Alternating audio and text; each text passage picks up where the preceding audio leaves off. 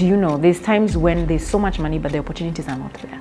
Also, it's like there are people with money queuing for people with ideas. Yes. Our guest for this episode comes highly recommended from both our audience and the people we have reached out to be guests on the show. Everybody has been like, have you talked to Rina Hicks? You should talk to Rina Hicks. Ladies and gentlemen, we present to you Rina Hicks. Why are we going to World Bank and IFC and all these other different institutions and pension funds from Korea, and why is the US helping us? Why can't we go and help another nation? Why do we talk of a bond being oversubscribed, that Kenyans have given too much money that they have to return? Who told you it's Kenyans? Rina Hicks is an investment banker. Now, ukisikia investment banker, we are talking dream level kind of money. A Kenyan saying I'm a millionaire. Ow! Hey. Yeah. A Kenyan saying I'm a millionaire. Rina Hicks is an established author with a very beautifully written title to her name, inaitwa Money Wise. Today we are going to talk about how to create, how to grow, and how to preserve wealth. A good man leaves an inheritance for his children's children. That's what we should be aiming to do. So I should blame my great-grandchild. Oh my gosh. Rina Hicks has such a massive range when it comes to matters finance. On one level, she consults for billionaires, established billionaires. On another front, she is a certified personal finance coach for future billionaires like you. It's not the money that I was exposed to that changed my mindset. It's mentorship. It's seeing a client who has zero, nothing, but a desire and a goal, and looking at him and walking a journey with him and seeing him do amazing things. And I'm like, what have I been doing? Here's another perspective of how money works, which I trust is worth every second of your time. There's something sweet about putting an ATM and seeing the figures, right? If I have 10 million, that's not financial freedom. Our conversation is happening at Wojo Africa, a premium co-working space located in Upper Hill, Nairobi. We have a link in the description below, and I'll also be telling you more about Wojo in the course of this conversation. I'm your host, Dr. Kingori, and here's another reason to stay subscribed to our channel. Kama hauja subscribe, here's another very good reason to hit subscribe and turn on the notifications bell.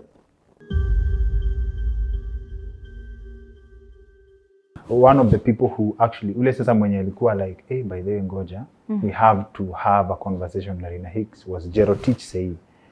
We're going to discuss, we want to do this because she understands money at policy level, vizuri sana. She's also a person of the people. So I was like, have you spoken to Rina Hicks? I was like, okay, sawa. From the comments and everything, we're making this happen. Thank you for having me. Thank you. Karibu. Very many things attached to your name, good things, that is. One of my favorite is investment banker. Many people would like to hear a lot from you as far as money market funds are concerned, treasury bonds, and other forms of investment. So much to talk about. But investment banker,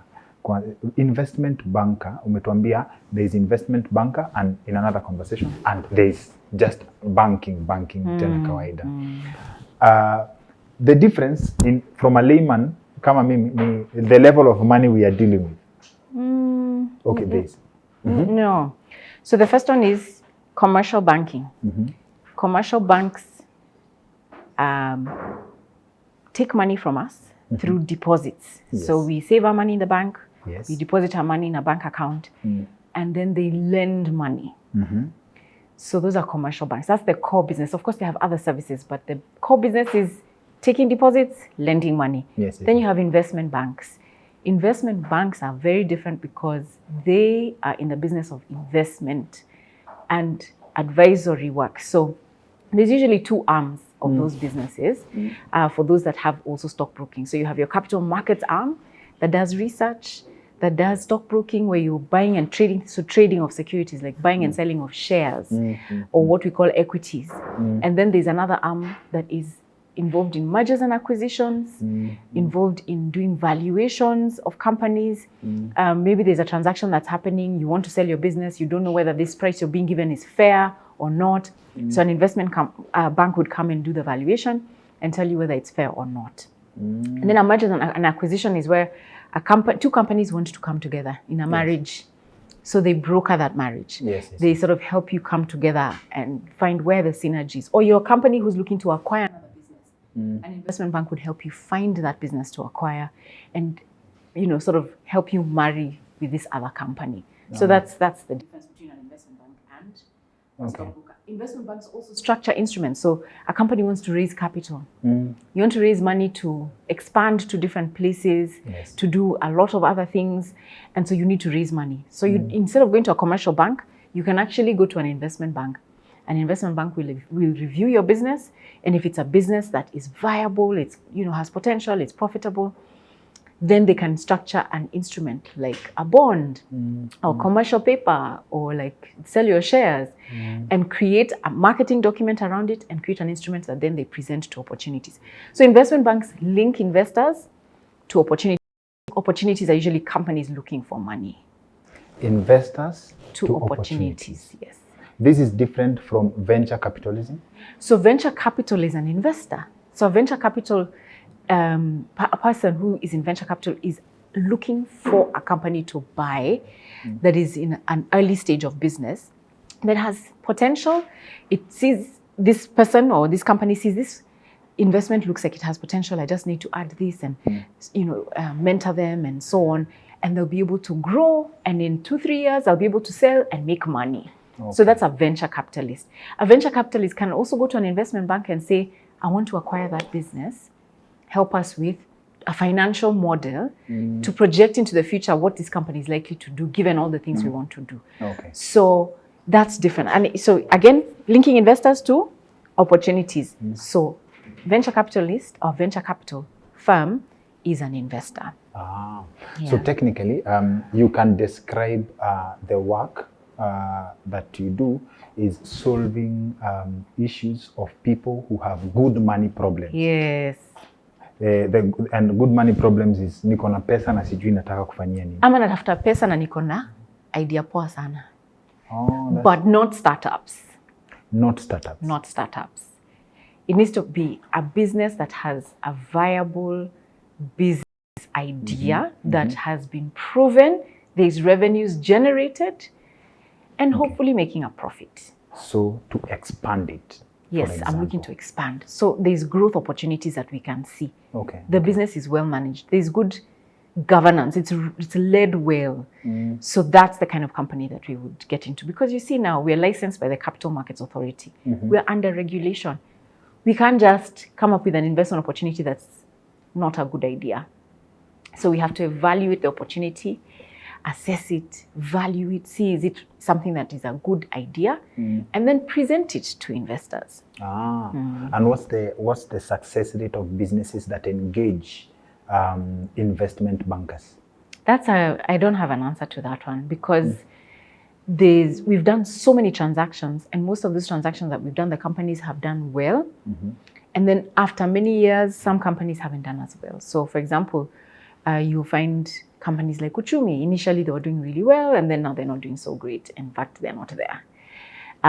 You find companies where we did raised capital for them or did transactions for them that did well, but the market, the variables that affect the performance of a company are so many that even if an investment bank is involved in some stage, 10 years down the line, there's drought, there's terrorist attack, there's mismanagement because a new guy comes, the board doesn't do the right thing, there's issues around corporate governance. And that is separate from what the investment bank did. Do you understand what I mean? I understand. Excuse me. Sorry. So when you raise money for a business, right, is it like buying shares or giving them a loan? Hey, quick one wadau before tuendelee na conversation. I would not interrupt your viewership if this was not information on need to know basis.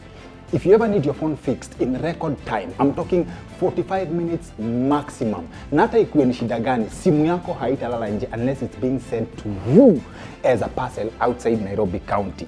Na si ati kazi ya haraka, nope. If it's a part that has been replaced, inakuja na warranty. Kama umechoka na simu yako ama unataka ku-upgrade na unataka mahali you can get a new phone at a good deal na ni quality phone, please allow me to introduce you to Huntington Simiyu wa WizFix Kenya Limited.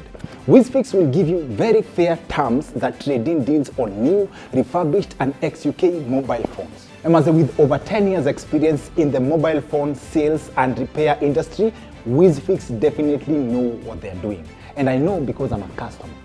These details that the location of their main shop, na pia you can reach out to Huntington directly through the numbers on your screen.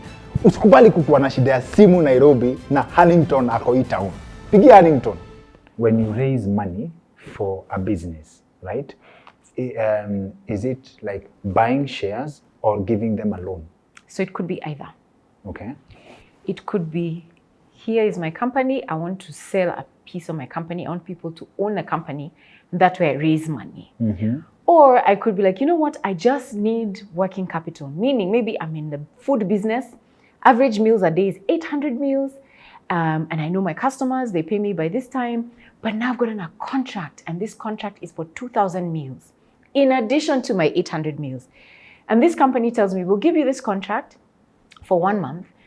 However, we'll pay you after 90 days.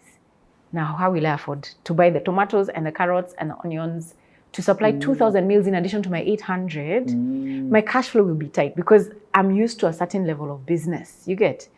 So in that scenario, that company can come to us and tell us, look, I need money for 3 months. So I need money for 6 months because I'm going to be paid, you know. So that's the sort of situation where we would come in. They can also go to the bank. Yes, and borrow money. Okay. But we are an alternative as well. So for us, we're not lending what is on our balance sheet though. We're connecting investors who have money to lend to this company. Also, it's like there are people with money queuing for people with ideas. Yes, there are. You know, you've answered very many questions in this. Like, first of all, money is not a problem. In this sense, money is not a problem. Is when you have a good opportunity, you cannot miss the money. The money will come. Actually, do you know, there's times when there's so much money, but the opportunities are not there. Yeah, because the ones that are there, you know, it's not quite viable. It's not looking like it's working. There are many risks. But if you have an opportunity that makes sense and will make money, money will come. Do you know how people park money in bank accounts that are earning nothing? Okay. But if you can offer an opportunity that makes sense, that is viable in terms of if I give you my money, I'll get it back and get with something on top. Why wouldn't you get money? From your perspective, how do you evaluate? That could be one way to answer that. But what are the factors of an opportunity that makes sense, as you put it? Okay, so if it's a business, for example, this business is selling a product or a service that is in demand. Not easily replicatable.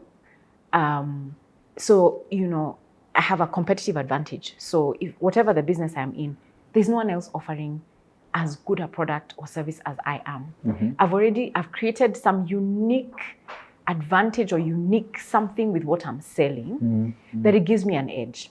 Yes. Okay, so I have a market, I have a good product, and there's demand for my product. Now, because there's so much demand for my, in fact, the demand is more than I can even meet. Yes. So when I'm in a scenario like that, then why wouldn't I make money? And I'm making profits. So if I'm making profits, and then my business is well run, it's well managed, I'm not me, the founder, I'm not the tea girl, I'm not the marketer as well, I'm not the board, I'm not buying my supermarket, shopping with my business money. Like I'm not commingling my personal finances with my business finances. And somebody comes and looks at this business and sees, wow, there's so much opportunity. In fact, if I just put this tech to scale this business, it can do amazing. Right now, you're serving 2,000 clients. We can scale to 1 million clients. Why wouldn't I invest in that? So you evaluate to see what is also the potential. How can this business scale? And can it scale? Because growth is also an issue. You don't want to buy a business and then you're growing by 3% a year. The question is, can we do more? Can we serve more? And once we can see that that's possible, we just need capital or we just need technology, we just need guidance and mentorship, then yes. So that's where the investment comes in. What the business needs to scale after the business idea makes sense. Yeah. And it depends. There's some businesses that are not, at scaling like that. Maybe it's something simple like real estate, for example. So for real estate, the question is, okay, I want to invest in your business. Your business is in real estate. Okay, what is the opportunity? I have land, I have buildings, but I'm not able to maybe construct more buildings that will get me more tenants.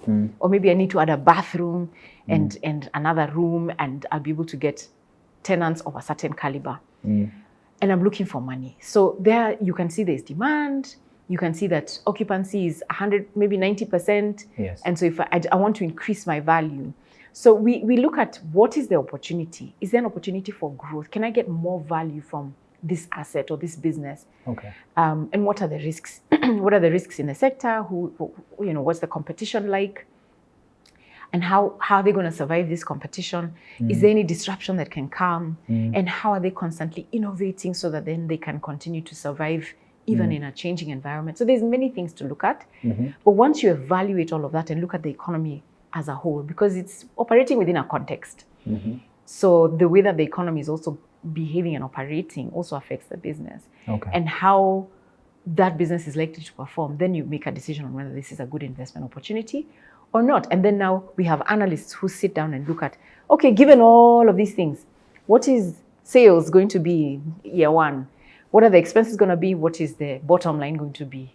Will they make a profit or a loss? And how does that look 5 years into the future? And then we discount cash flows in the future or earnings in the future to today and see what is today's value. And Discount so am I getting earnings in the future? I'm sorry, I'm getting No, so it's technical. okay. I'm following. So ukiwa mali nadunga ni mali nataka twende pamoja so again. if these revenues are going to continue doing this way, what's going to make them continue? What are we assuming as a growth rate? How's that going to be influenced? What about expenses? Inflation is going up. What else are the plans for the business? Do they have expenditures that are going to come? Maybe new hires and new. So you kind of look at how will this business perform given all these things that are happening. Yes. And then make a judgment for today. What does that look like as a value of today given this performance in the future? So there's something called, there's a valuation process that uses different methodologies to determine the value today. Okay. And then you can see, is this a good buy or is it not a good buy? My friend Gore called that, maybe it's different, but he called it net present value. That's correct. So you can do net present value when you're looking at a project. Yes. You can do discounted cash flows if it's an operational business. Then you also look at other businesses that are operating like this one. What are they trading at in different markets relative to their earnings? What's their price relative to their earnings? And so this one, what's the price it's trading at relative to its earnings, and is it a good buy or not? Okay. From that explanation alone, it discounts the concept of start a business you're passionate about. Yeah, so that thing, passion alone is not enough. Yeah. It's not that I love doing this, so this is where my success is. No, so you can be passionate about something, but does the world need it? Do they want it? Success has nothing to do with passion. No, In I that didn't regard, say that. In that regard, I like think when you say- there's passion, Yes. there's ability, and there's also need. What do I mean? Okay. Passion is, I am passionate. I'm very passionate about singing. Kingori. Very. But I cannot make any money because no one will pay to listen to me sing. Right? So I'm passionate about it, but I'm not skilled at it. So I need to be passionate, but also skilled. And there needs to be a need for my skill. Okay. Do you understand what I'm saying? There has to be a need. If there's no need and I'm passionate, but I'm also really good at it, then how will I sell? It's a dream. I'll never make any money. Wow. So it has to be, yes, I'm passionate about it, but I'm also good at it, and there's a need for what I'm trying to do. So what does it say about the training for the job market? Let me call it the job market in this sense, when we are in school. From that, it comes from a very deliberate designing of what you want to do, right? Skilling, which is ability, right? And need, right? Then I believe that answers the question of what, could that be a direct correlation to unemployment? Yeah, but then you'll not do very well in that employment if if you're not enjoying what you're doing. And you will see it. Have you ever gone to a hospital and talked to a doctor? This guy got A's, and because he got A stars and A's, he is told he has to do medicine. And so sits, does all this medicine, becomes a XYZ specialist. But you go see this guy and it's like, it's painful to talk to you. Doesn't engage. He's matter of fact. No, just bored. Right? So he hates what he does. And then he's just mean. So he'll not succeed in his place of work. There are doctors in this town.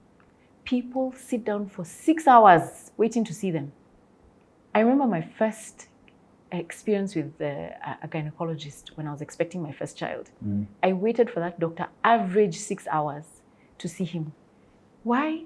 This guy was so good at what he did. And then you enter his clinic, it's like there's no other human that exists in his life. Like you feel you are the one. Yes. Now that's someone who's found there's a need. He's passionate. Right? And he's very good at what he does. So you're talking about scaling and you're talking about the need, but there's also an issue, an element of you being passionate. I mean, you've met different people, even in restaurants. You go sit in a restaurant, you want to order a drink. What will you have? You know, someone comes and talks to you that way. They're bored. You know, they'll never get tip. There's a guy I remember we went out for dinner once with my husband. I think it was our anniversary or my birthday. I can't remember. And there was a guy, I can't remember his name. Let's call him Kamau. And he's like, hi, I'm Kamau. This is the choices you have. This is what you can have. There's the other. I'd really recommend. We loved this guy. We tipped him more than we had ever tipped anyone. Yeah. Right? Yeah. Because he was just so excited about what he's doing. Yes. So these are highlight for our audience. If you go to a hospital and the doctor is matter of fact, it's painful to talk to you. He was meant to be a mechanic. Simple assessment. And in terms of the career progression, before we talk of career progression for finance, you have to understand, because you have a range. You can talk about personal finance, you can talk about corporate yote. That's what makes it even more exciting to talk to you. Chumi somewhere, a supermarket, they did well, they started thinking they are not there, right? When they close, another supermarket opens. It does not mean the supermarket business is not a good business, right? No. But supermarkets come and go. Is it, could it be obsession with novelty? Like, it's like a matatu. You imeisha fashion, we need to move to another brand. Nothing to do with that. No. Nothing to do with rebranding to nini. Why basi does, from your point of view, why does like Uchumi supermarket crumble? Another supermarket opens in the same locations that they have stores, but they'll do well. Alafu over time tena, and they also have the same stories. Most supermarkets, they work well. The owner probably passes on, the business dies. Right? Okay, those are two different issues.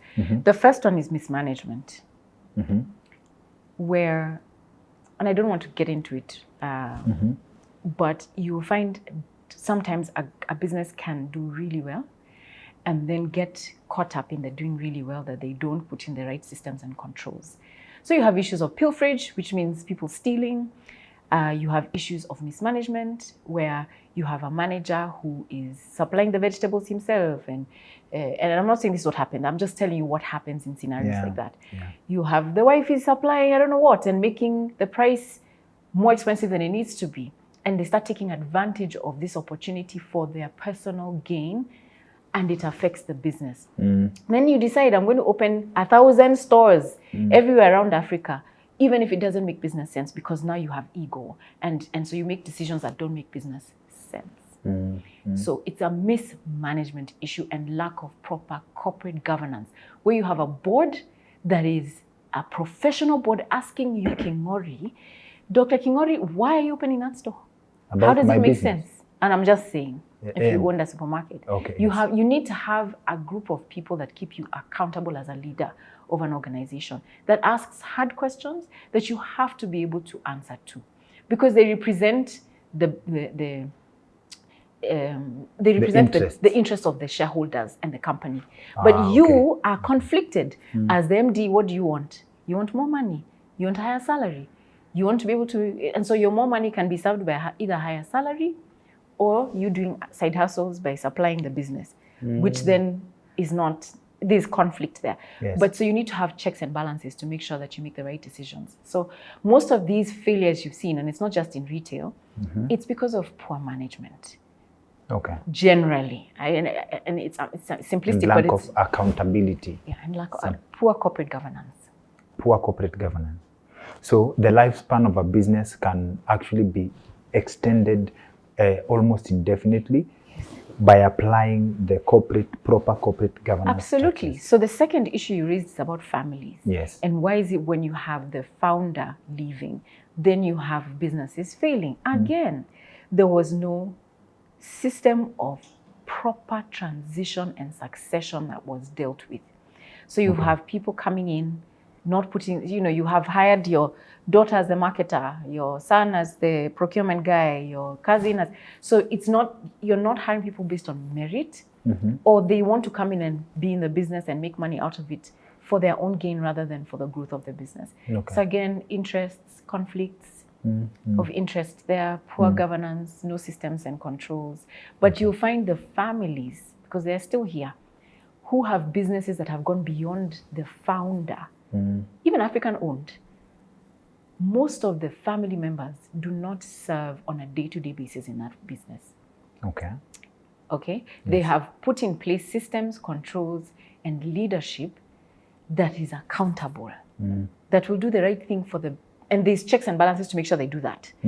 Yeah. So it's not that because I am the daughter or son of, I'm going to be the MD. No, it has to be, what are you bringing to the table? Who else can we find that can do best for us? Okay. It might not be you. Yeah. Okay. So today's conversation technically talks to the investor. Okay. Right? Investor from any level. And when I said you have range, here's what range means. Range means you are an expert, certified personal finance coach. You can talk to someone who is starting. You can also advise someone who has loads of proper money. They're looking for probably buying a company and stuff. Yes. What separates the person who starts from scratch to the person who has money and doesn't even know what to do with it? What separates them? Yes. What defines a person's journey from the start? Is it actually possible? We have the conversation here. Let me rephrase it. Okay. The Kenyan economy in the Kenyan economy, it's so hard, practically impossible to be a billionaire, right?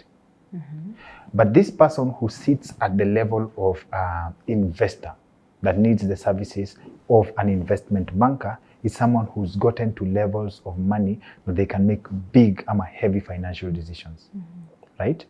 So it means it's possible to reach those levels of money, right? What are some of the strategies that people apply to get from scratch, and is it possible? And I'll tie it to something you said earlier, that based on a study, it takes 28 years to make $1 millionaire. This is a question on relationship between time and money for an investor. Okay. Yes. So there's many things there that have come into my mind. I remember my grandmother showing me her hand like this and saying, these are all of you, like us children, okay? You're all part of us, but are you the same? No. There's one who's higher, bigger, and that's life. So I can want to be a billionaire, but the things that have been deposited in me are not related to me holding wealth. It's about me having impact. I was created for an assignment. And if I tap into the gifts, the talents, the opportunities that have been put in me and do the best that I can with them, I will get there. But for my assignment, the mistake allow me to just start here, but the mistake we make is I look at John and I see, wow, John has 5, I don't know, whatever, nice big cars. He has blocks of apartments and hotels that he owns. I want what John has.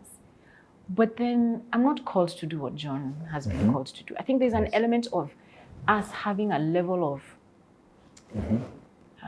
and I don't want to use the word contentment, because that's not what I mean. What I mean is, I have an assignment as Rina to do. I can't compare myself with someone who's in my industry and want to be like them, because I can't be them. I was born to be Rina, to achieve the things God set for Rina to do. And so what is that? And so I have to be my own yardstick. What am I aiming towards? What does success look like for me, first of all? Because I don't have the talents this person has. I don't have the opportunities and the networks that they have. Maybe I have more. And so the fact that I'm not, even if I look richer than they do, the fact that I'm not leveraging and making use of the talents and the gifts and the opportunities I have, I'm failing. I can't compare myself with somebody born in a village without a parent. They were dropped in a trench somewhere, and a well-wisher took them to hospital, and somehow they're now struggling through life as a driver somewhere. And I'm saying, I'm doing better than them. No. Everybody swims their own race. We run our own races. And so what am I called to do? And what opportunities are set before me? And how can I take the best advantage of that? So let's first start there. Now, the question is not so much wealth. I'm aiming to be a billionaire. The question is, how can I attain financial freedom where I am able to finance my assignment, I'm not in debt, and I'm able to finance even others in their pursuit of their own. That's financial freedom, in my view. Not necessarily a number. Yeah. Wow. It's financial peace. Yes. I don't owe anybody nothing, and I'm accomplishing what God set me to do. Okay. Yeah. Okay. Thank you. I think that's the best, one of the best ways I've had that actually put. And I think for someone who follows our conversations, that's another layer on top of some of the things our guests have shared. Now, Sawa, your calling, your purpose, we'll call them investment vehicles to take you to your assignment. Yes. And one of the areas I believe you speak very well, or you also speak very well with authority on treasury bonds, money market funds, right? Treasury bonds, they are among now the highly sought after for people who understand money in terms of investment vehicles. The government is not a profit-making organization. It's not a profit-making organization. When they take my money, like $1 million, Bob, what are they investing in to give them a return for them to give me my money back with interest? They're not investing your money. They're providing the country and the people of Kenya with services, with products, with infrastructure. Excuse me, because that's what they're required to do. Okay. Yeah, so they're not investing. So you can't look at government as in the same way you look at a company. So when I'm lending to a company, I'm lending them because they have an activity to go do that will generate a profit or a return or cash flow that then they will use to pay me back. But a government is required to make sure there's schools and hospitals and roads and electricity and water available and accessible to the people of the nation, because they're an enabler as a government. They have to create an environment that enables us to work and be educated and receive healthcare. And so whether they make money or not, in fact, they make money through taxing us. And they don't collect enough to be able to even meet the need for the money that they have. And so they're in a perpetual state of borrowing. So, kidogo, so when I invest in treasury bonds for the government to provide me with services, it's like lending money to my mother. Okay, think about it. It's like, I guess, it's like lending money to my mother. Yeah, to do what she's supposed to be doing. Have you ever lent your mother money before you left home? That's an interesting perspective. But think about it. Have you ever lent your mother money? Like, you had some money, you give it to your mom, and then you go ask for it back. Yeah, I don't get it back. Thank you. Yeah. So what happens if the government decides, but you give me 1 million shillings, umeona barabara ya kwenda kwako, like the same concept, now in context? No, so basically, how do treasury bonds work? Yes. The difference is the government can print money to pay you back. The difference is the government can borrow from 16 other people to pay this one person back. They can print money to pay me back. Yeah. But they cannot print money. Like, let's say they need my million bob and they can print theirs. Money is unique. Oh my. They can print money to pay me back. Yeah. No, so they'll not print money to pay you back. So when they print, it's to put money. Okay, so they will borrow money to pay you back. They'll borrow money from other people to pay you back. So they'll issue another bond. So several times even they'll borrow to pay back interest from another bond. They'll not say that, but I mean, when you've been in the market severally, you can see, this one is financing. You know, I don't work for central bank, so disclaimer. Yes. Disclaimer. This is my judgment. Is that yes, they even borrow to pay back interest. They'll borrow to pay back principal from money that they borrowed before. Yes. Yeah. So your point is, how are they making the money to be able to pay you? Yes. They are not going to. The government will continue to exist. But they will pay you. Forever and ever and ever, the government will continue to exist for as long as Kenya remains a country, for as long as the US remains a country, for as long as Ghana remains a country, for as long as South Africa remains a country. All these different countries, other than those that are huge oil-producing nations, borrow from their people. Okay. Yeah. So, how, before we talk money market funds, how safe are bonds as an investment? The safest investment there is. The safest investment there is. Let me tell you. Because it's the government that you're lending to. So what happens is there's different risk profiles of different investment opportunities. The one with the lowest risk is Treasury bills. Okay. Yeah. It still has risk, but the lowest risk is Treasury bills. Of all the spectrum? All investment. Give me any investment opportunity that exists in the world. Yes. Lowest risk is government securities, and within government securities, the one with the lowest risk is Treasury bills. Okay. All the way to the highest risk you can imagine, lending to somebody. Yes. Or crypto. You know, very high risk. Yeah. So the lowest risk is government instruments. Okay. What for the people who consult with you? What is your advice for the person who's never invested in bonds or treasury bills and they want to get started? Yeah, so in Kenya, the rate that you have to start with is 50,000 shillings for government bonds and 100,000 shillings for treasury bills. I think you need to start with smaller, with other opportunities that are less, that can give you better returns when you have little money. So, for example, if you have 50,000 shillings and that's all you have, I would not advise you to invest in a treasury bond. If that's all you have? Yeah, because you need to grow the money. So, the first thing I'd say is, where can you, because first of all, bonds, if I invest in a bond, it's long term. Bonds are, let me explain what a bond is for somebody who may be watching and doesn't know. A treasury bond is an instrument that the government uses to borrow money from its people and the public and institutions that they promise to pay back at a certain interest rate. Okay? Yes. After a certain period of time. Now, the certain period of time is the issue. Government bonds generally will start at 2 years. It's from 1 year, but generally I've mainly seen 2 years, all the way to 30 years. We have a bond that is a 30-year bond. You will not get your money? You don't get your principal until 30 years are over. Okay. Now, if I have 50,000 and it's all the money I've saved, I don't think it's a good investment for you to put in a treasury bond. I think there's other ways you can grow your money a little faster. Yes. So that then you can put 1 million in a bond or 500,000 in a bond, because then even when you get the interest, let's say you're getting an interest rate of 10%. You know, 50,000, 10% is what?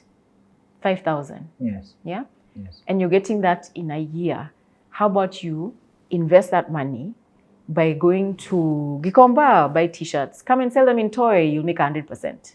So there's other things you can do to make money with your small amount of money. Then when you start making up big amounts of money, or you have big amounts of savings, bigger amounts, you know, like 200,000-300,000, then I think it makes more sense. That's my personal view. Okay. So how do you grow your money? You can trade, you can get into business, you can do smaller things that can generate higher return. If you're just getting started, you can set up what we call a money market fund. Mm-hmm. And a money market fund is an opportunity that is made available by asset management companies. So, these companies are companies that are licensed by the the Capital Markets Authority, and they pool money together. I'm sure Kenyans have heard of unit trusts. Okay. And there's different kinds of unit trusts. They're generally 4. Yeah. Okay. So you have unit trust, you have a balanced fund, you have equity fund, you have a fixed income fund, you have money market fund. So money market fund is what people know about, but there's others. So money market fund is the one I'm talking about now, where it's like a bank account, but without the convenience of being able to go to an ATM or to, or your phone, where you can easily just get money instantly and send. Mm-hmm. So the beauty about it is that you can park your money there. Maybe you're getting married and you want to save for your wedding, or you want to buy a car, or you want to get into a treasury bond, and your goal is to invest 500,000 in a treasury bond. You can save your money in a money market fund. It's going to earn an average of 12-13% per annum, some even 14, some 15%. And then as you earn that money, and as it's growing, because it's compounding also, and it compounds monthly,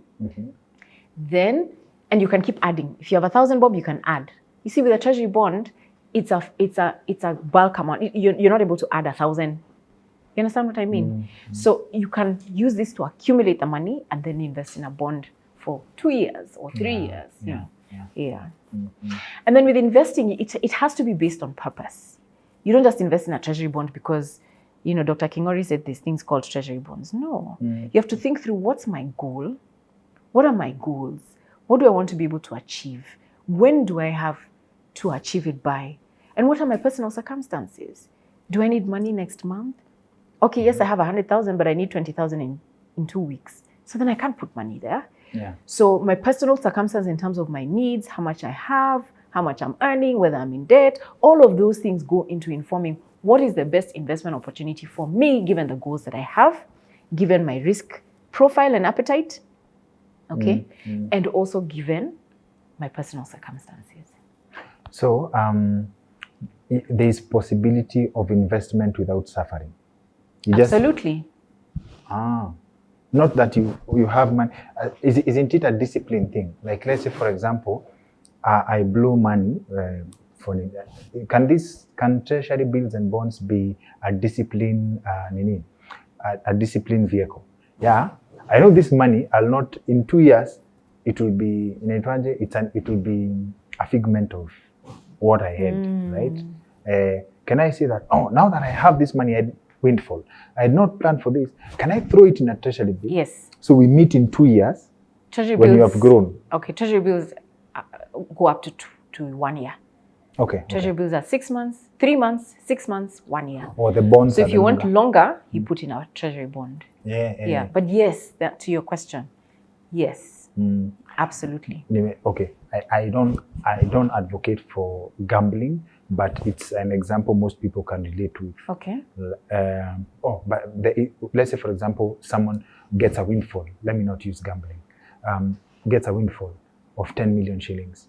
Then you put it in a bond. You're 30 years. You can live on the interest of a period of time. Then, not like you can be a poor man for 30 years, but 30 years ikifika. No. So you can actually plan your bond investment. Bond investments are fantastic. Can I give you 2 examples? Please. Let's use your example of 10 million. I could decide I'm going to invest 1.5. I don't even know what it works out to. If you divide 10 million by 6, what do you get?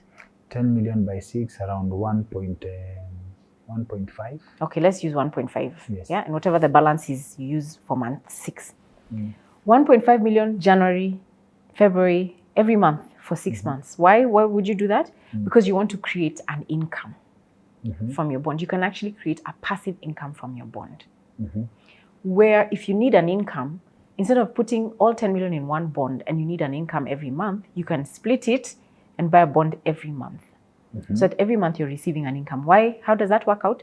Because treasury bonds are issued like this. The government will borrow money from you and they promise to pay you back interest. But the interest is paid twice a year, every 6 months. So if you buy a bond in January, you'll be paid interest in June, or is it July? And in January.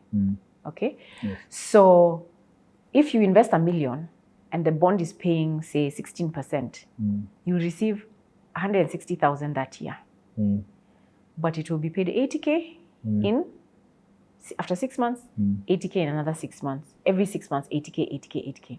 So instead of waiting for just the 6 months to get your 80K or 800,000 if you've invested 10 million, what you should do or could do if you're looking for an income is invest in January, in February, in March, or basically spread out in such a way that every single month you get a payout. And then at the end of the maturity of the bonds, you get your principal back. But for you to have grown your money, you need to reinvest the interest so that you then also compound the return. Otherwise, then if you invest 10 million and then you're using all the money and then 10 years, if it's maturing in 10 years, you're going to collect your 10 million shillings. The value of your 10 million shillings is not 10 million because of inflation. Do you understand? You're busting our bubble. So what I mean is, ideally with an investment, you want to reinvest the earnings.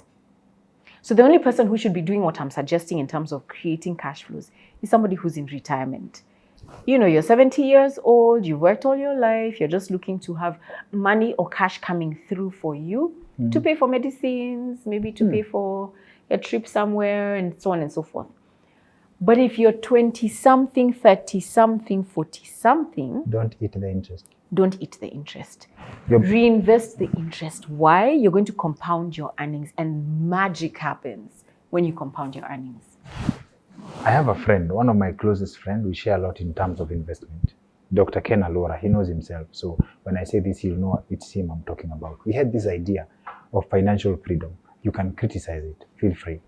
So we had this idea that when the Treasury, the bonds were going at 14%, we were doing, if you had 50 million staggered, like that, like break it down, at 14%, you would be making like 700,000 at the time. I don't remember the exact interest rate. Like once you stagger it, you'll be making a clean 700,000 every month, and you can live off that for the rest of your life. So you're introducing another perspective that you may live off the 700,000, but by the time you get to your principal, the value of the money that you had put in would have lost value because you have lived off the whole interest. So technically, your principal has lost value. Because the money 10 years from now is not going to be worth. You see, because today if I buy bread at 100 bob, and then inflation is 5%, what's the price of bread a year from now? 105. So my 100 bob, for me to be able to maintain my current standard of living, needs to be 105 next year. Does that make sense? So because this thing of inflation over the long term makes the value of money devalue. Okay. Right? I was telling my daughter the other day, she was buying Snickers. I'm like, how much was that chocolate? 140. I was like, 140 what? I used to buy Snickers at 80 bob the other day. Okay, of course, the other day is probably several years ago, right? It's almost doubling in value. So if I still had my 80 bob waiting to buy Snickers in my drawer, in 5 years, I'll not be able to afford the Snickers. So that's what I'm saying. That yes, you've invested your 10 million in a bond. Yes. But if you're eating all this interest, and then 10 years you're looking at, hey, let me get my 10 million. Yes, you'll get your 10 million. But it's not. But today your 10 million can buy your house. But the house you can buy now, you'll not be able to afford it then. Yeah, that's what I'm saying. So this basically means, just to put it differently, that having like 10 million in my account, like, oh, I have 10 million. Like, there's something sweet about putting an ATM and seeing the figures, right? If I have 10 million, that's not financial freedom. That is sitting in an account? Yes. Just the idea that you have it. So the assets that you have, again, purpose, yeah? So is the 10 million there because you want it there because it's serving you a purpose that is clear? Or is that all the money you have and it's sitting in an account? It's sitting in an account. This is coming from one of my favorite writers, Morgan Housel, Yeah. has a concept that wealth, okay, in investment context, wealth is the ability. Wealth is in what you don't buy. Wealth is in the money you do not spend. Wealth is in, to Kenyanize it, going through Toyota Kenya and seeing your favorite vehicle and being like, if I want now, I can buy this vehicle in cash. But there's a choice that I can not buy. If I want, you could. Just the idea that if I want, like, nifungie hii. You understand? Just the idea that you can do that. So having 10 million liquid, if you're 10 million liquid in your account, that gives you a lot of possibilities. Like you can even go walking around Kiambu Road where they sell cars. 100%. Yeah, and just walk around, just looking at the possibilities of how many vehicles you could buy. Yeah. Like just at the stroke of a pen, at the click of a button, right? Still, not financial freedom. So, okay, my concern with that example is that if that's all the money that I have, then it's very scary for me to have it in the bank only. Because I'm missing out on the opportunity to compound my money, to grow. You remember, I think we talked about time value of money. Yes. And this thing about inflation. So if I have 10 million in an account and it's not growing, you know, my money has to do 3 things. It needs to make sure I have security and I can afford my basic needs all the time. My assets also need to make sure that I can continue to enjoy my current standard of living, both now and in the foreseeable future. And thirdly, my assets or my money needs to make sure that I can do the things that I dream about being able to do and accomplish. We talked about purpose and assignment, right? Maybe I want to educate children. Maybe I want to finance, the planting of trees so that we don't have floods, or whatever it is, yeah? But for me to get to that level where I'm thinking about impact, then my basic needs need to be taken care of. Now, if I have 10 million in my account, what's happening? Every month I'm drawing from it. The bank is charging me to keep my money. If it's in a current account, I'm not growing my money. So which means, while I have security, the first one I've told you that it needs to offer me security, then my basic needs are met. That probably is taken care of. But then my money is not growing alongside me as I am growing, which means as inflation happens, as things change, circumstances change. I have no child, now I have 5. What happens? My money will disappear. So I have to make sure that I give myself the opportunity to invest my money to grow alongside me as I'm growing. Let me just share with you a statistic. Yes. 80% of Kenyans are not saving for retirement. They're just not. So they have money, yes, it's available, but it's for today. There's an explanation. I earn today, for eating today, and I don't have for tomorrow. There's an explanation. There's an explanation. You'll give me the explanation. It's dangerous to be Kenyan. You're lucky to be alive. Wow. It's dangerous to be Kenyan. Tomorrow is not promised. 80%. What is the average life expectancy? Like, how long are people living for in Kenya? I think, was it? Oh, I checked. The last statistics I checked was for humans. It was 40 in general. It was 48 years. I can't remember the age. There was a time that the average age of a man was 48. Human being was 48 years old. I think now we are getting more and more people growing old. Yeah. Yes. I mean, we have the highest number of centenarians that have ever been there. So many people are reaching 100. So now if you're 30 and talking like that and you could live to 100, you probably work for 40 years. Okay, and then you need to finance another 30 years from the work that you've done. How will you live? Have you met Gen Z? Gen Z have like a general allergy of growing old, number one. Okay. So that's, I'll get to that. How to beat that mindset of tomorrow is not promised, but very scary statistics. 80% of Kenyans are not saving for retirement. And 20% of those who are, okay, so let's look at the 20%. 80% of those 20 have less than 1 million shillings saved. We're in a crisis. So that's why I talk. I'm supposed to be in investment banking, doing deals, not talking about personal finance. But I guess I'm so passionate about helping people understand that imagine, first of all, you don't need a lot. What you need is consistency. And give yourself time. So start now. Whether that now is 100 bob, 1,000, 1,000,000, it doesn't matter. Just start now. Be consistent. So that if you're Gen Z, right? By the time you're getting to 60, you're comfortable. And you can retire in the things that you love to do. And 60 is young. Given where the world is going and you know the fact that we're living longer. So yeah. You're supposed to, and I appreciate that, by the way. I know how much, in fact, I can't thank you enough for sharing your time with us. You're supposed to be invest in investment banking, doing deals. By the way, that's a different level of money. I'm not taking that statement lightly. That is so funny. Deals, like a deal. There's something about a deal. Does exposure to certain levels of money change your mindset? I don't know. I guess so. Yeah.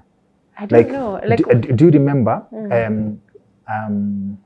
I've interacted with a concept called money thermometer. Okay. Right? There's a person who, if you sat them down and give them the potential they have of making $1 million, they would dismiss you. Say that again. There are people, a money thermometer. Yeah. Your success, this concept is about your success is commensurate to how much you believe you can make. That is true. Okay. Yes. So in your career progression in the finance sector, right? I'm not sure the level that you started at, because investment banking is ground zero. Lianza ground zero, right? So moving at different levels, do you remember your mindset changing based on different levels of money you've been exposed to? It's not the money that I was exposed to that changed my mindset. It's mentorship. It's seeing others. I've shared this story so many times. It's seeing a client who has zero, nothing, but a desire and a goal, and looking at him and walking a journey with him and seeing him do amazing things. And I'm like, what have I been doing? How can I even tell people what to do with their money? And this guy, I've told him he's applied the principles and has made real wealth. And me, I'm just telling people. Doing nothing and being broke.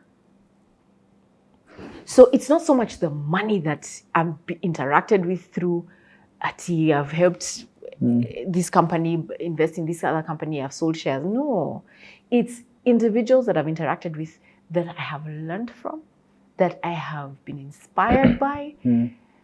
And this one individual, I've even written about him in the book, where he came as a university student. The example you give us, Larry. Yes. Yes.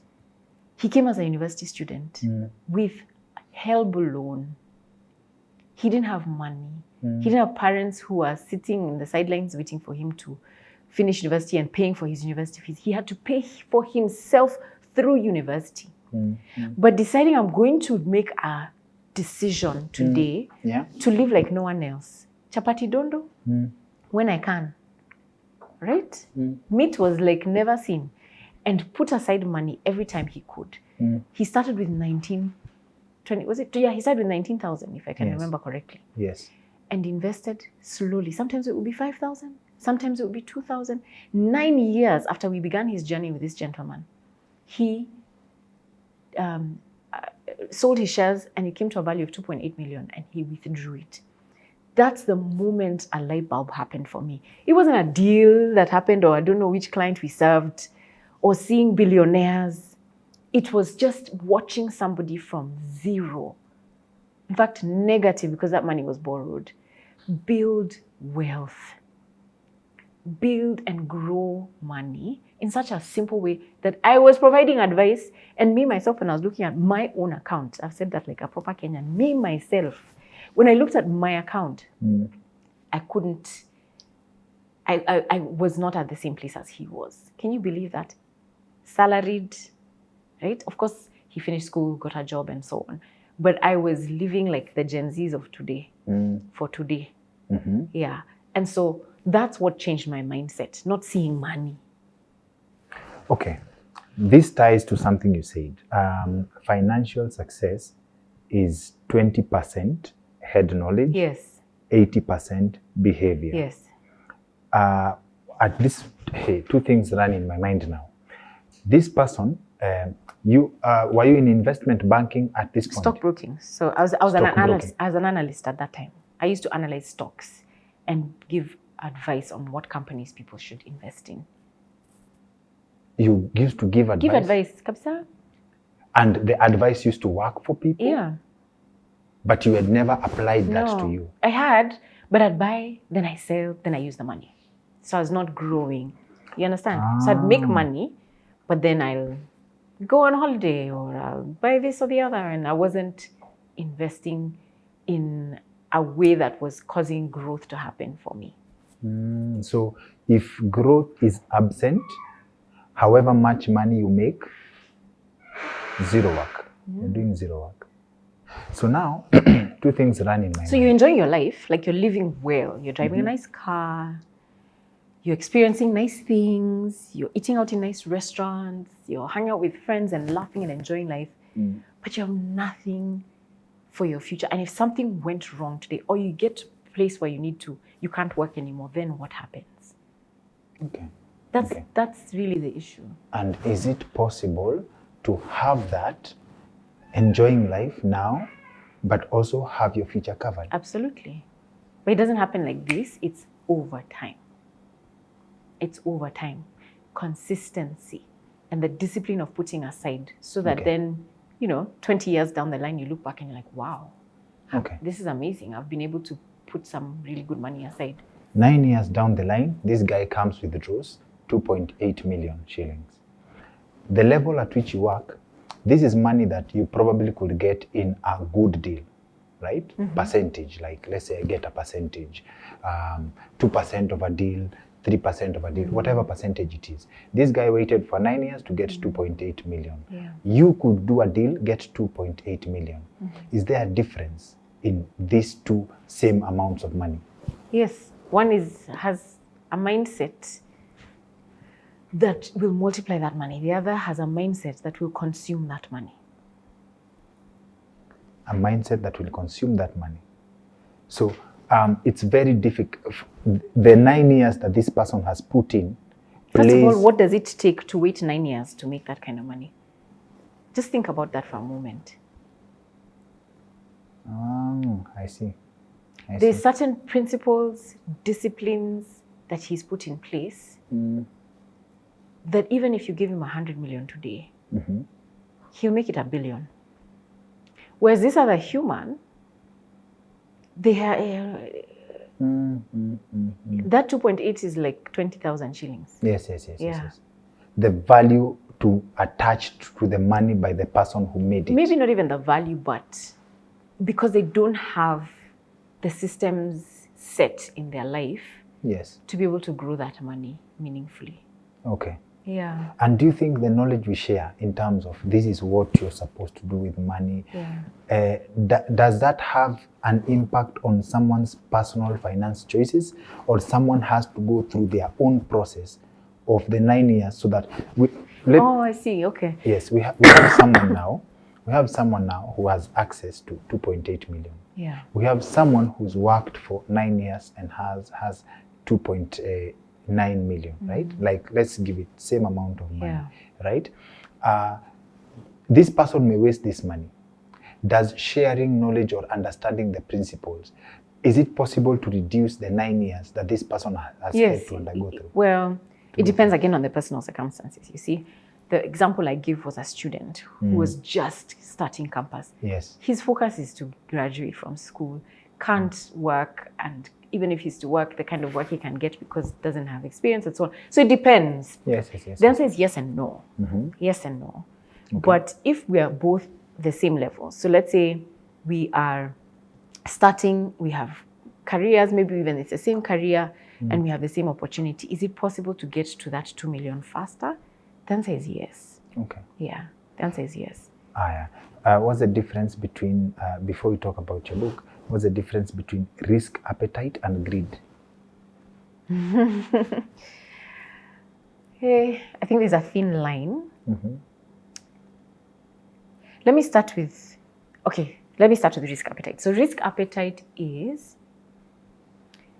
I generally have the ability to take on risk, but I also have the willingness to take on. So there's two aspects.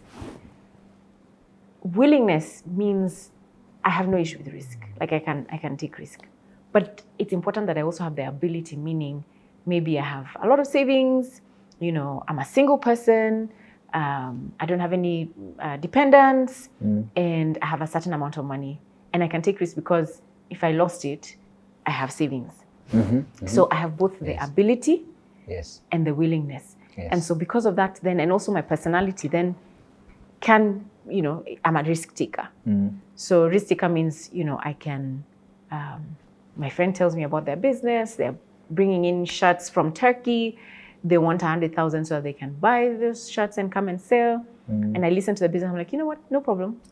I'll invest in your business. That's a risk taker because there's many risks. A gambler, however, doesn't even take the time to understand what risks they are. That's greed. Greed is where you're looking at the outcome. You're looking only at the outcome, and it is selfish. It is all about me. In fact, the picture that comes into my mind is people on a queue waiting to serve a buffet. Yes. And then we get to this meat station. There's 9 of us on the queue, and there's 10 pieces of meat. And I'm standing there, and I'm just like telling the guy, give me 6 or give me all. I'm not taking into consideration anything else. So I'm not taking into consideration the fact that there are people behind me. I'm not taking into consideration the fact that all those pieces of meat will cause constipation and indigestion in my body. I'm not taking into consideration anything other than that looks yummy, I want all of it. That's greed. Put it So in business and in investing, greed is I'm not taking into consideration any risks that exist. Like I don't care. It's all in. I'm all in because I want to make everything there is. Greed is not caring to take care of others who I am investing with. Maybe I have shareholders. Maybe I have others in my business that I need to protect, and I'm not caring about them because this is a deal that has come. It's an opportunity, and I'll put all of our cash that is available into it with the hope that I'll be able to make a lot of money. I'm not taking risk into consideration. I don't care about my shareholders and losing other people's money.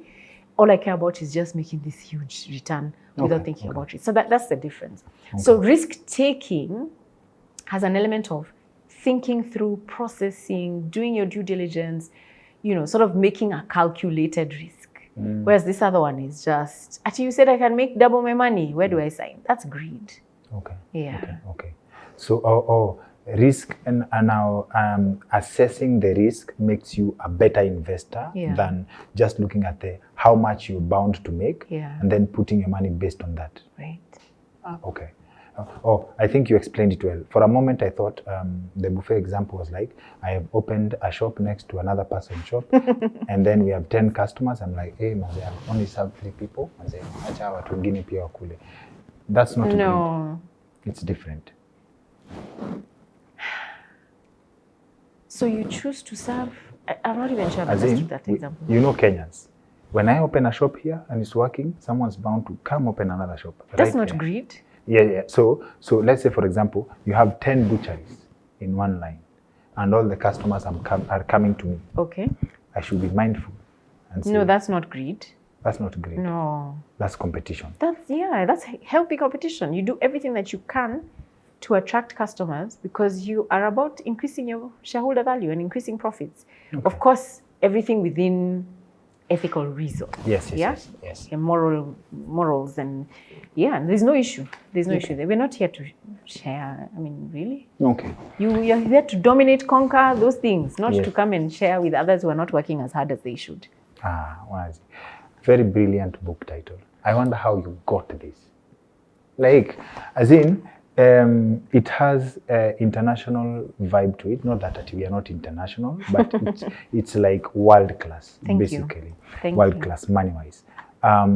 You have very beautiful examples. We've given the example of Larry here, practical.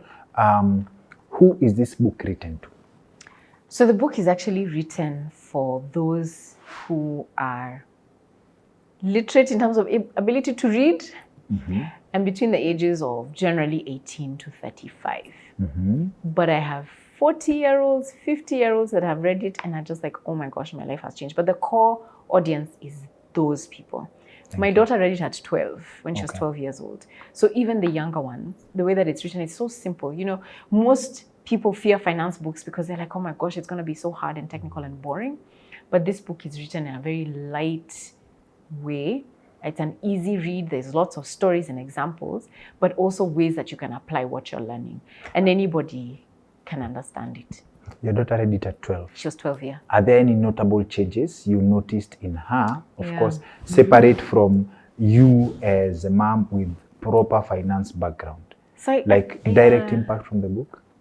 I can't attribute, you know, she's my daughter, so we live with her. There's certain things. So I honestly can't attribute. I mean, to be honest, I will not lie. I can't attribute, I say this one thing changed when she read Money. Sawa. I think I'll explain why I asked that. Okay. Because, and the beautiful thing about the book is examples. I can't wait to finish reading it.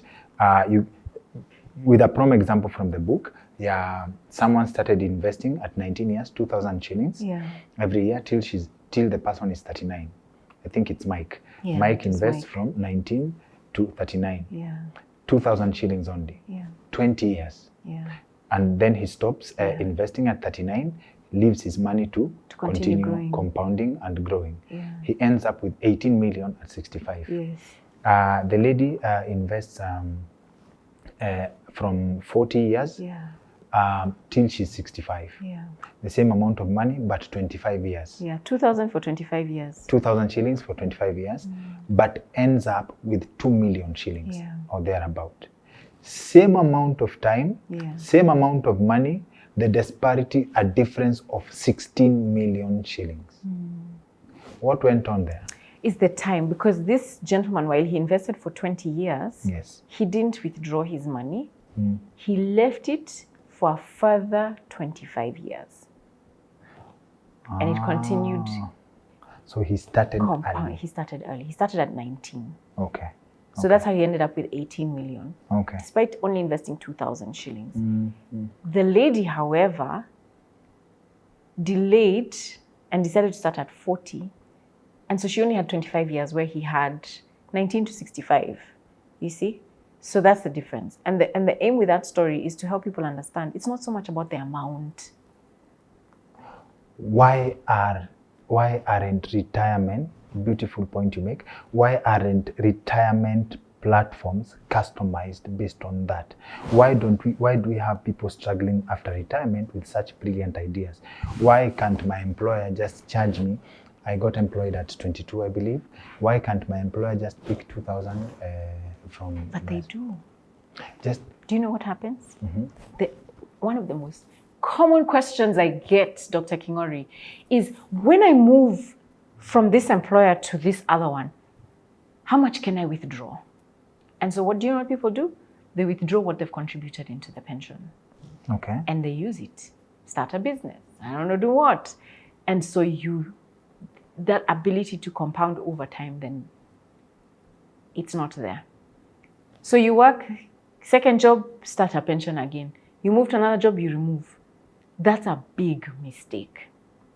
In fact, what I advise young people, when they first get their first job, if you can sign up for a pension with your employer who provides you the opportunity. So first of all, if your employer is providing you the opportunity, immediately you're making 100% because they're matching what you are contributing. Okay. Do you understand? Yes. So if I'm contributing 5,000, my employer matches 5K. So even if this insurance company doesn't do anything, I've made 100% return because my employer is matching. But the second thing that does is that it gives me ability to generate a return. Another thing you can do if you don't have an opportunity to have an employer who can give you that, you can sign up for an independent retirement account and start contributing the money every single month for yourself. So, Nani saved Mike. Mike saves 2,000 shillings. Yeah. From when he's 19 per month times in 1 year, that's 24,000 times 20 years. 480. 480. If I had access to $500,000 and put it directly in a compounding account, wait, I've realized the mathematics yangu inaharibikia wapi, because when Mike saves, the compound interest grows over 10 years is different from putting the money down and hoping that it grows as a lump sum. Yeah, so at year 20, he's not at 480. You understand? He's actually at much more because of the compounding effect. Yeah. And can you say, for example, I have a windfall of 5 million shillings. I lock it in compounding for 30 years. I forget it. Yeah. Right? You forget it. And now I go back to the world. Now Nairobi to recognize me. I can have fun because I set aside, I've dealt with the future. Like the future tulishamalizana. Now let's meet, is that another strategy of investing? It is. I mean, there's people who are like that. I mean, you've got people who make money at a young age. Somebody develops technology and then they sell it for 1 billion shillings. Or they are an athlete, you know, and for the first 10 years of their life, they're high earning. Or you receive an inheritance. So instead of consuming it and deciding, I don't need to ever work again, you can use some, but then if you just continue to invest it, your children's children will not need to strive so hard because your money will just continue to multiply. And then you create an earning curve that continues to infinity. Okay. Yeah. Okay. Oh, so inheritance, that's a strong word. Inheritance. If you could choose your parent. Ebook, first of all, kama kawaida, Nuria Store, sindio? Yes. Bule, tafuteni bule wa Nuria Store. Mapema, money-wise, very quick, easy read, sindio? Affordable base. Very affordable. And those who are not in Kenya can actually get it on Amazon. Oh, it's on Amazon? It's on Amazon International. and also on Kindle. On Kindle. Amazon directly. Money-wise, by Rina Hicks. It's also a textbook center. It's also a textbook center. Okay. Sawa. Mimi nimezoea Nuria sana. Nuria, by the way, Nuria is perfect. We work with Nuria and they're fantastic. Number one, support our local authors. Okay. Sawa. And then in your interaction, before we let you go, in your interaction with the level, investment banking, what is it that you've learned about high net worth individuals, if you've met or interacted with them kwa your field ya work? What is it that you've learned as a lesson that cuts across people who reach that level? So first of all, I think one of the things that strikes me about them, they are very curious. They are very curious. They don't just accept things on face value. You find they don't just read a headline and hey, did you hear? And invest based on that or make a decision based on that. They do their homework. I find it absolutely amazing. They're so diligent. They do their work. They will sit and analyze accounts,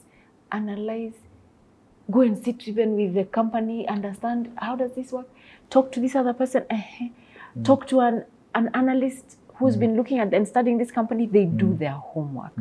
Before they put their money somewhere, it's not on a hunch or on a tip from somebody. They do their homework. So they're diligent around that. But they're also very careful with their money. So they'll negotiate fees. You're wondering, you have so much money, what's the issue with this fee I'm charging? Negotiate fees. They negotiate fees. They pay the least possible on everything and are hard negotiators. We are going back, and our audience knows, we are going back to, I know you will deny it, but we are going back to the secret of proper money is stinginess. Diligence. Stinginess. Yes. That's where we are going back to. I don't know about that word. Hard. Okay. Oh, simnikwambia utadeny. Watu wa finance na that word, it's a very strong word. It's a taboo word. But no, I don't agree with it because they're also generous people. How can you be generous and you're also a hard negotiator? So it's a principle. Paradox. It's a principle. The wealthy people also give a lot. It's something else I've also noticed. They're diligent, yes. They're curious, yes. They do their homework. They understand how to read financial statements. By the way, I've never met ever a wealthy person, even if they didn't get a degree, who doesn't know how to read an annual report. A P&L, profit and loss statement, balance sheet, I've never met. Never. We have people who are illiterate, but they've reached those levels. They're illiterate, but they know how to read their numbers. They know how to read profit and loss statements and balance sheets and cash flows. They know. They But give stingy, generously. I am not sure. They give generously, but when it comes to fees, what they pay for the services they get, Yeah. they negotiate hard. Yeah, but they're not giving out of active income. They're giving from dividends. Then you should negotiate see on what I mean? dividends. No, dividends is shared profit from a company. So I'm not earning a salary and giving from that. Do you understand what I'm saying? Yes. I'm giving from the fruit of my investment. So we have a client who told us every time I earn a dividend, a certain very big percentage of it goes towards, I don't know which children's home, or like they have certain causes, some of them, not saying all. Of course, there are those who are not as generous, and the level of generosity is all over the place. But the point is that I just generally find that they're givers. Yeah, so They're kind technically, people. they make you give by force, because the money they negotiated from your fees is what they are giving away in philanthropy. So you have to, and there's someone who actually mentioned this to me, right? High net worth individuals are very, let me use the word mesoea, I know you have a word for it, are very stingy with money. Okay. Like they don't spend at even naive, they don't spend. And the summary was... No, that's what you mean. Yes. The summary... They're careful about their expenditure. Yes. Oh, so for finance, you need to be careful. So that way, that is how they got there. Yeah. You cannot get to those levels if you're not. Nikisema careful, it's too responsible. You want to say stingy? Nikisema stingy, it's a word people can relate to. Sawa. So the professional word for stingy is careful. No, that's my word. It's the word I'm giving. But it's the same. It's the same. Like I'm careful with my money. I'm deliberate with my money. I'm purposeful about how I spend. That's basically it. Thank you. I hope kila mtu, we recommend books. There was an episode we did with one of my first money teacher. I call him my first money teacher. Okay. And he introduced me to the reading culture 5 years ago. And Well done.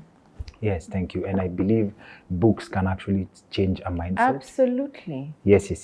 The amount of knowledge you've compressed here, the amount of work that goes into this is way more value than the amount of money it goes for.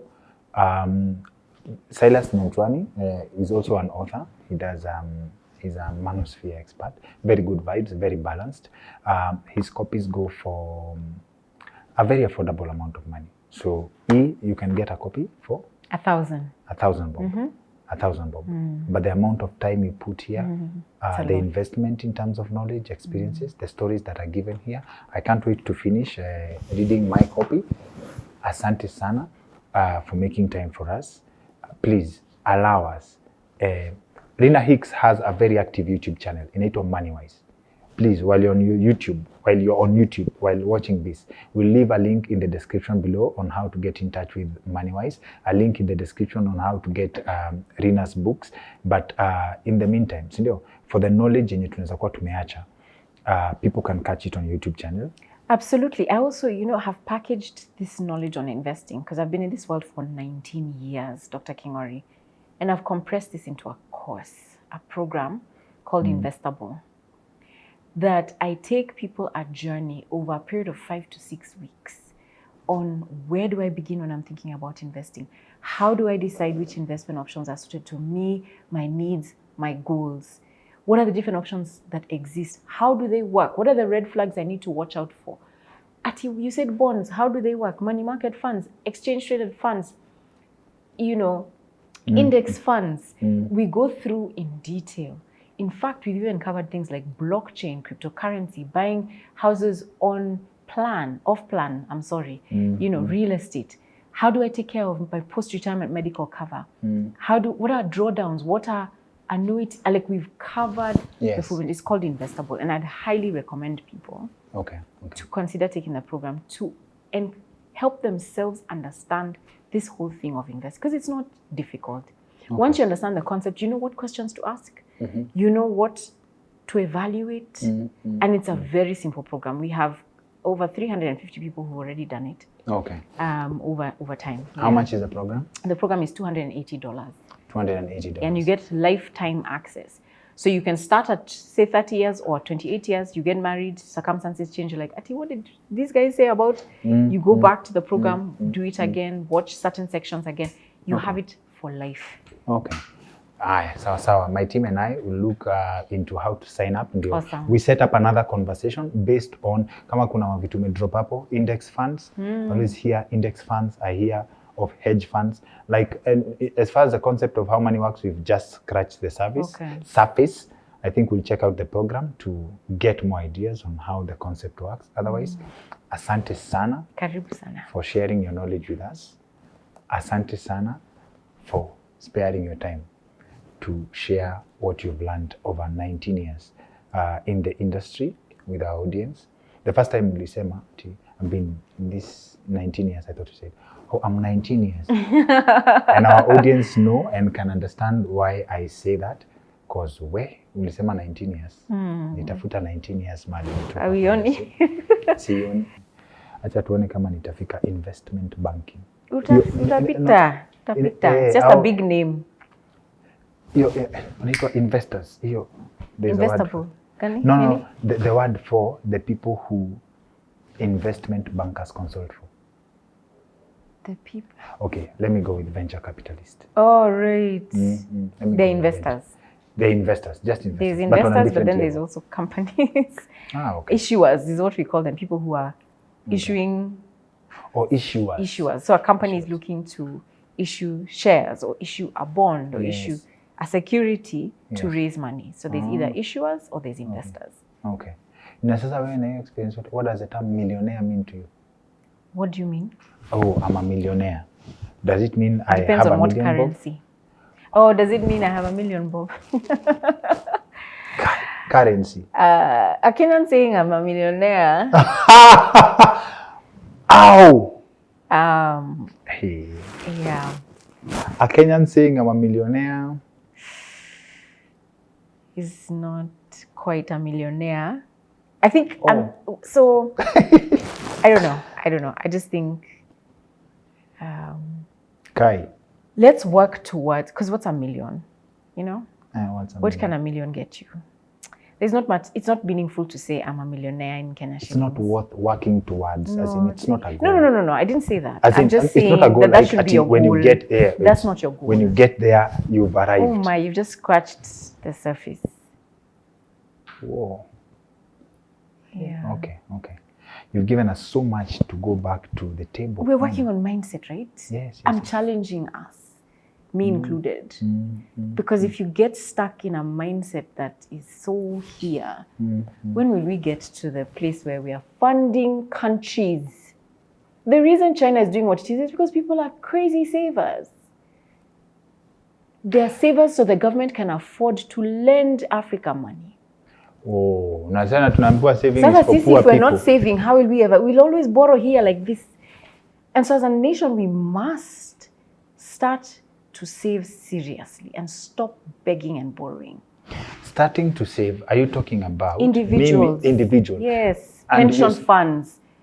Oh, not money in the bank, because that's what we think saving No, so there's pension funds. No, it's many things. It's money in the bank, it's pension funds, it's wealth funds. The government is able to generate wealth through its people. When the economy is thriving, wealth is created, not just for a few, but across the nation. And then the nation can actually have enough money to lend. So companies, for example, that want to build, for example, right now we're advising, there's an announcement that was made the other day, but it's been work in progress for many years. We are working with a team that's helping to raise money to finance the building of a new expressway from Nairobi to Mombasa. all right? Do you know who's funding that? It's being funded by institutions from all over the world, but majority from outside of Kenya. If we were savers and real savers and investors, we wouldn't need to go outside there. We would fund it ourselves. But why are we going to World Bank and IFC and all these other different institutions and pension funds from Korea and South Korea and from China and from the US? Okay, well, China and US, no. From the US. Look, what I'm saying is the US is helping us. Sawa. Why is the US helping us? Why can't we go and help another nation? Why do we talk of a bond being oversubscribed? That Kenyans have given too much money that they have to return. Who told you it's Kenyans? That bond that you're talking about, 70%, go check. Where did the money come from? It's not at the oversubscribed. Do you know what percentage of our current stock exchange is invested by Kenyans? 40%. 60% is foreign. So there are foreigners who know there's money in Kenya. Yes. There's opportunities in Kenya. Oh, I've been living a lie. I've always thought Kenyans have money, they are hiding it, waiting for the bonds. So when no, they are, but I'm just saying it's not enough. We need to get our savings to a high level. So when I talk about $1 million being nothing, it's can we please up our game? Can we get to the level where we're able to generate enough money to lend each other who are looking to... Why do we have startups going to make presentations in Silicon Valley? It's because they don't have people here locally who can lend them. Either they don't believe in them, or they don't have the money for it. We don't have risk capital, whatever it is. I'm just saying, when we get to the level where we have enough, we're saving and we're growing, and as a nation. And of course, there's many things. I know I'll get a lot of backlash for this, but there's many things that come into play. The government needs to create an enabling environment. We need to, there's many parties that come into play. But we need to stop gambling. We need to stop, invest, save, use those principles to be able to get to a place where you can buy yourself a piece of land, build your home, invest for your children's future. Instead of waiting to the time when you're 60, then you start telling your children to finance your retirement. It's off. A good man leaves an inheritance for his children's children. That's what we should be aiming to do. And $1 million shillings will not make you get there.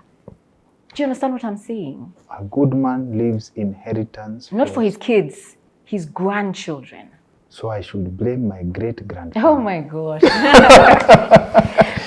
I have an idea of what our next conversation should be. Let me just go back. The team and I do research. We do research properly.